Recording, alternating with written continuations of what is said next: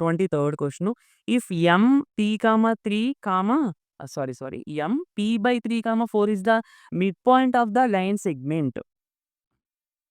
So, మనకు ఒక line segment ఇచ్చారు. -6, 5 అండ్ ఇది వచ్చేసరికి -4, 3. దీని యొక్క మిడ్ పాయింట్ కూడా ఇచ్చేసారండి. p/3, 4 అని చెప్పి ఇచ్చేసారు.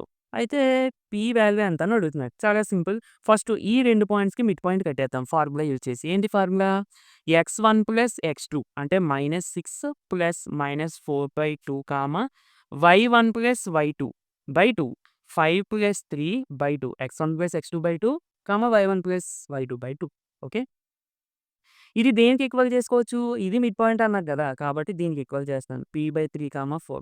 ఇక్కడ చూడండి p అనేది x కోఆర్డినేట్స్‌గా ఉంది. 2 పాయింట్స్‌ని ఈక్వల్ చేసుకున్నప్పుడు మనం వాటి యొక్క రెస్పెక్టివ్ x కోఆర్డినేట్స్, y కోఆర్డినేట్స్‌ని కూడా ఈక్వల్ చేసుకోవచ్చు. సో, నేను ఇక్కడ x కోఆర్డినేట్స్‌ని ఈక్వల్ చేస్తానండి. ఎందుకంటే x కోఆర్డినేట్స్‌లోనే కదా p ఉంది మరి.